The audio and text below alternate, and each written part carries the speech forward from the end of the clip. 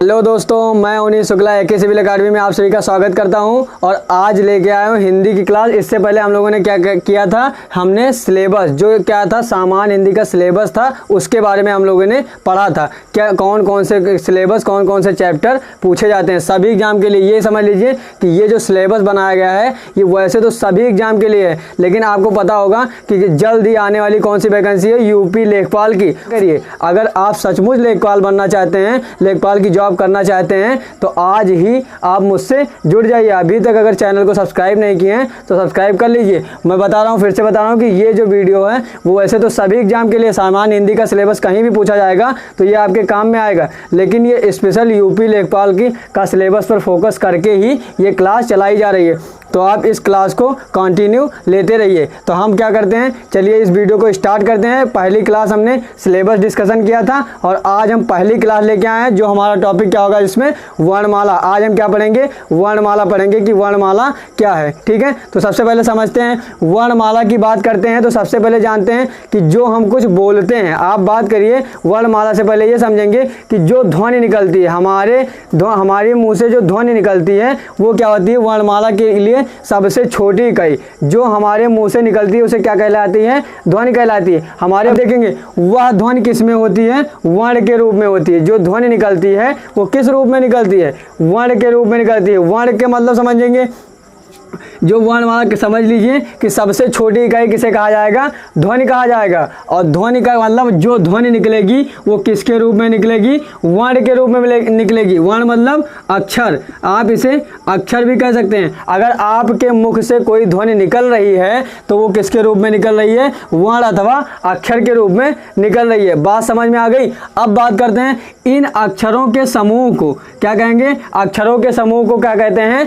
शब्द कहते हैं। जब वर्ण बना और वर्ण से क्या कहेंगे, वर्ण के जो समूह थे, दो या दो से अधिक वर्णों के समूह या मेल को क्या कहेंगे, शब्द कहेंगे। बात समझ में आ गई कि सबसे पहले जो निकली वो आपकी ध्वनि थी और ध्वनि किसके रूप में निकली, वर्ण या अक्षर के रूप में निकली। और अक्षरों के समूह या कह सकते हैं दो या दो से अधिक वर्णों के मेल को क्या कहते हैं, शब्द या पद कहते हैं। बात समझ में आ गई। आगे चलते हैं, इसके बाद अगला पॉइंट देखते हैं क्या होता है कि उसी तरीके से जैसे वर्ण से शब्द बना उसी तरीके से दो या दो से अधिक शब्दों के मेल को क्या कहा जाता है, वाक्य कहा जाता है। अगर शब्दों का मेल होगा तो क्या बनेगा, वाक्य बनेगा। बात क्लियर हो रही है, मजा आ रहा है, एकदम समझिए, आराम से पढ़ते रहिए, बिल्कुल ही आसान तरीके से सब स्टेप बाय स्टेप आपका क्लियर होता चला जाएगा। यहाँ वाक्य की बात आ गई। अब देखेंगे वाक्य की बात हुई, जब वाक्य बन के तैयार हुआ तो उससे हमारी एक भाषा अस्तित्व में आ गई। समझ में आ गई। तो इस तरीके से क्या हुआ, एक बार फिर से रिपीट करेंगे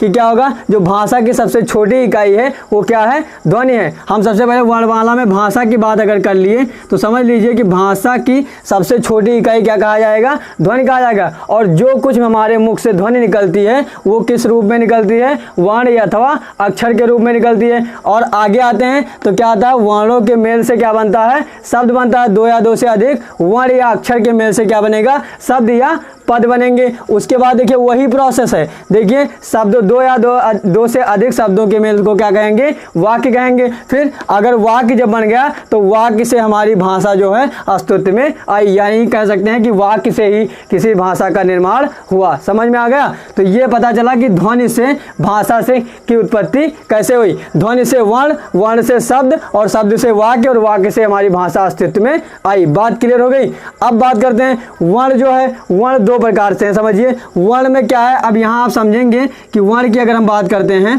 तो वर्ण दो टाइप के होंगे। कौन कौन से वर्ण में पाए जाएंगे, पहला तो हमारा क्या होगा, स्वर। पहला हमारा क्या होगा, स्वर। और दूसरा क्या होगा, व्यंजन। समझिए ध्यानपूर्वक, दूसरा क्या होगा, व्यंजन। जो हमारे वर्ण होंगे वो दो तरीके से बटेंगे। किस तरीके से, पहला हमारा स्वर और दूसरा व्यंजन। बात करते हैं तो अब स्वरों की संख्या की बात करेंगे। स्वरों की संख्या की बात करेंगे तो हिंदी में स्वरों की संख्या कितनी होती है, आपको पता होगा, अभी तक आपको पढ़ाया गया होगा कि हिंदी में स्वरों की संख्या कितनी होती है, 13। लेकिन ऐसा नहीं है, ध्यान रखिएगा, 13 स्वर नहीं है। हिंदी में स्वरों की संख्या कितनी है, 11। ध्यान रखिएगा, क्वेश्चन आता है 11। अब बात करते हैं कि वैसे तो अभी तक 13 पढ़ा गया, लेकिन ध्यान रखिएगा कि जो स्वरों की संख्या 11 है तो दो कौन कौन से स्वर नहीं है, ध्यान रखिए, दो स्वर कौन से हैं, अंग और अह स्वर की लिस्ट में नहीं आते हैं। और ये दोनों कौन से स्वर कहलाते हैं? अयोग्यवाह स्वर कहलाते हैं। ध्यान रखिएगा, 2 हो गए, 11 स्वर होते हैं। हिंदी में पूछा गया कि स्वरों की संख्या कितनी है, तो 11, और 2 कौन कौन से नहीं होते हैं उन 13 में से? देखिए 2 अंग और अह हमारे कौन से स्वर होते हैं? अयोग्यवाह स्वर कहे जाते हैं। बात समझ में आ गई? अब बात करते हैं कि स्वरों के आधार पर कैसे पहचानते हैं। जो बनते हैं ये सब स्वर हैं, तो इनसे हम अभी शॉर्ट में आपको बता देंगे कि संधि कैसे पहचानी जाती है। छोटी सी बात में आपको बता देंगे शॉर्ट में, फिर आगे बात जो क्लास आएगी उसमें डिटेल में बताया जाएगा। तो यहाँ ध्यान रखिएगा क्या है कि यहाँ पे देखेंगे आपको 13 स्वर यहाँ पे दिख रहे हैं। कौन कौन से? आ ई उ री, फिर ए ओ और अंग आ, ये आपको दिख रहे हैं। आपकी बात कर रहे हैं। अब यहाँ बात करते हैं, देखिए आ ई और उ, यहाँ क्या मतलब क्या हुआ? तीनों देखिए आपको बड़ा दिख रहा है। ठीक, अगर बड़ा होता है तो उसे किस में कहेंगे? ध्यान रखिएगा, उसको हम क्या कहते हैं? दीर्घ कहते हैं। ध्यान रखिएगा, क्या कहेंगे? अगर बड़ा होता है तो उसे क्या कहा जाता है? दीर्घ। क्या जाएगा? दीर्घ। ध्यान रखिएगा, ये हो गई हमारी दीर्घ संधि। यानी देखिए ये भी बड़ा है, ये भी बड़ा है और ये भी बड़ा है, तो तीनों, ये तीनों मात्राएं जहाँ पे होती हैं वहाँ पे कौन संधि होती है? दीर्घ संधि होती है। या समझिए, ये ऐसे याद रखिए। कैसे याद रखेंगे कि ये तीनों बड़े हैं, तो बड़े हैं तो क्या होंगे? दीर्घ होंगे। ठीक है, दीर्घ को ही बड़ा कहा जाता है। तो ये तीनों मिलके दीर्घ हो गया। ये आ गया गुण संधि की बात होगी। कैसे? देखिए री और फिर उसके बाद ए और ओ मिलकर क्या बनेंगे? कैसे बनेंगे? देखिए गुण बनेंगे। इसका बनेगा गुण संधि। ध्यान रखेंगे, शॉर्ट में केवल समझा दे रहे हैं आपको। यहाँ री, ए और ओ मिलकर किस संधि में पहचानी जाती है? अगर ये तीनों मात्राएं आपको दिखेंगी तो कौन सी इसमें संधि होगी? गुण संधि होगी। अगला देखेंगे, अगला होगी ऐ और औ। अगर ऐ और औ देखेंगे, अगर ये मात्राएं आपको दिख गई तो वो कौन सी संधि होगी? वृद्धि संधि होगी। समझ लीजिए शॉर्ट में। ठीक है, वृद्धि संधि होगी। अब बात करते हैं, एक और संधि आती है स्वरों की संधि। 5 संधियां होती हैं स्वरों के आधार पर। देखेंगे चौथी क्या होगी हमारी? चौथी होगी यहाँ से, ये 5 मात्राएं बनेंगी। देखेंगे ये 6 जो हैं, ये आपकी जो 6 दिख रही हैं, यहाँ से क्या बनेगा? यहाँ से बनेंगी यण संधि। कौन सी संधि बनेगी आपकी? यण संधि। ध्यान रखिएगा। और फिर बची क्या? ये यहाँ से देखेंगे, इसको मिलाकर क्या बनेगी? इसको मिलाकर क्या बनेगी? हमारी अयादि संधि। कौन सी? अयादि संधि। इसको पहचानेंगे। ये सब मात्राएं अगर मिल रही हैं, फिर से क्लियर करते हैं कि स्वरों की संधि। अब स्वर बात की हो गई, स्वर की बात होगी, तो स्वरों की संधि की बात कर लेते हैं। यहीं पे शॉर्ट में समझेंगे, बाकी डिटेल में आगे बात करेंगे। यहाँ देखेंगे पहला बड़ा उ और बड़ी तीनों दिखेंगे तो दीर्घ संधि होगी। उसके बाद देखेंगे अगर री ए और ओ मिलेंगे तो इसकी मात्राएं होंगी तो गुण संधि होगी। उसके बाद अगला देखेंगे ऐ और औ की मात्रा मिलेगी तो वृद्धि संधि होगी। और दूसरा अब देखेंगे आ से लेकर अगर बड़ा उ तक मिलेंगे ये सब तो कौन सी संधि होगी? यण संधि। और उसके बाद देखेंगे ए ऐ ओ और अंग आ ये मिलेंगे, इनकी मात्राएं तो कैसे कौन सी संधि बनेगी? अयादि संधि बनेगी। अब बात करते हैं अगले कि स्वरों को किन किन आधार पे बांटा गया है, इसके बारे में जानेंगे।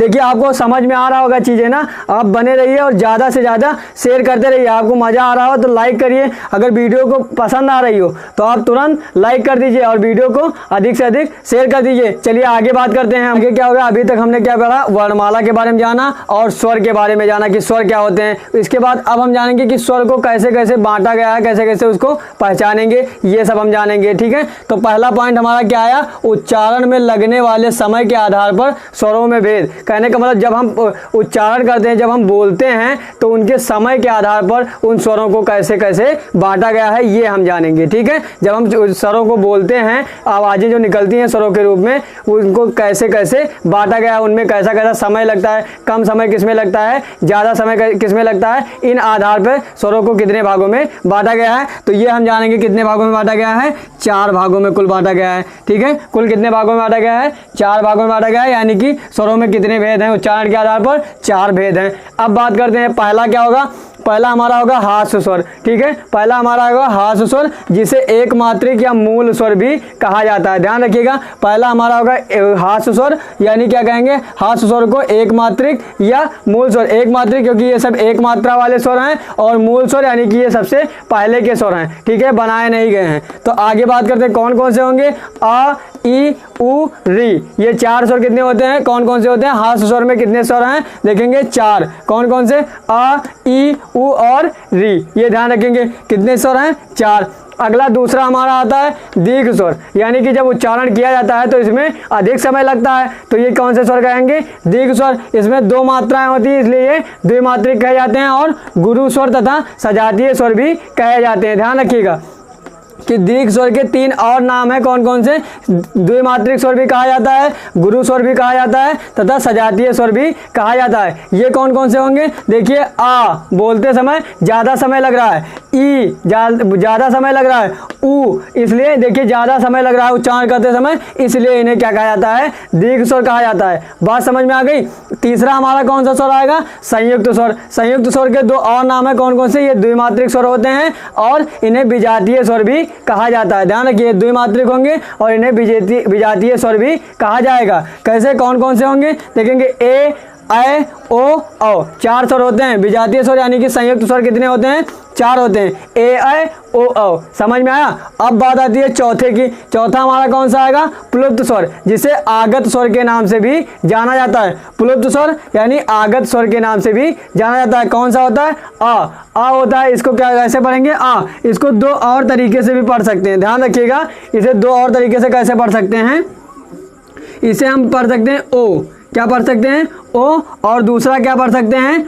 ओम। क्या कर सकते हैं? इसे ओम, कहीं कहीं पे ओम भी पढ़ा जा सकता है। इन दोनों तरीके से इसे पढ़ा जा सकता है। ठीक है, तो अगर क्लास अच्छी लग रही हो, मज़ा आ रहा हो, तो क्या करेंगे? लाइक कर दीजिए और वीडियो को अधिक से अधिक शेयर कर दीजिए। ठीक है, फिर से बात करते हैं, क्या हम पढ़ रहे थे? उच्चारण में लगने वाले समय के आधार पर स्वरों में भेद। तो जैसे हम बोलते हैं उनके आधार पर स्वरों में कैसे बांटा गया है। कैसे, अगर क्वेश्चन आता है कि उच्चारण के आधार पर स्वरों में कितने भेद हैं, तो आप बता सकते हैं 4 भेद हैं। कौन कौन से हैं? फिर से रिपीट कर रहे हैं, कौन से? हास्य स्वर और दीर्घ स्वर, संयुक्त स्वर तथा चौथा प्लुप्त स्वर।